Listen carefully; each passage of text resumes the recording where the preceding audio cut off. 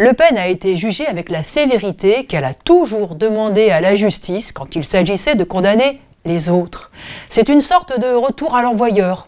Et si c'est un coup de tonnerre pour sa carrière politique, cela ne change rien pour les travailleurs. Cela ne change rien car leur sort ne dépend d'aucune élection. Les élections ont précisément été conçues pour donner l'illusion du changement alors même que le pouvoir reste toujours entre les mains de la classe capitaliste. Les travailleurs n'ont pas à regretter que Marine Le Pen, une politicienne anti-ouvrière, soit écartée de la présidentielle par une décision de justice. Quant à ceux qui se réjouissent de son revers, il faut qu'ils réalisent qu'il y a des dizaines, sinon des centaines de politiciens et de politiciennes aussi anti-ouvriers qu'elle. Le Pen et son parti se distinguent par leur histoire, puisqu'ils sont les héritiers d'un parti, le Front National, qui a été fondé par des collaborateurs de l'Allemagne nazie et des militants d'Algérie française. Ils ont porté les idées racistes les plus abjectes et ils ont donc une responsabilité particulière dans la diffusion de ce poison. Mais ils ont une chose en commun avec tous les autres partis, leur respect du système capitaliste de la bourgeoisie.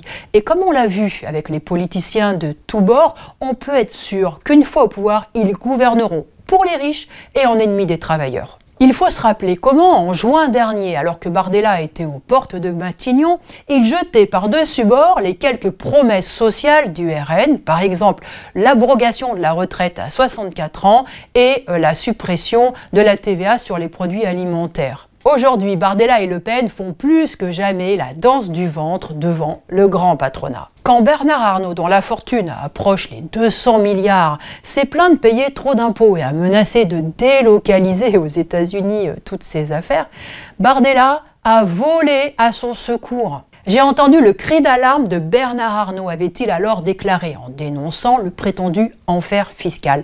Oui, l'injustice pour Bardella, ce n'est pas l'exploitation, ce ne sont pas les petits salaires, ce n'est pas le matraquage des prix que subissent les travailleurs. Non, pour Bardella, ce qui est injuste, c'est qu'un Bernard Arnault qui touche un SMIC toutes les 15 secondes au nom de ses dividendes paye un petit peu d'impôts. Alors non, le RN n'est pas le parti du peuple et encore moins le parti des exploités.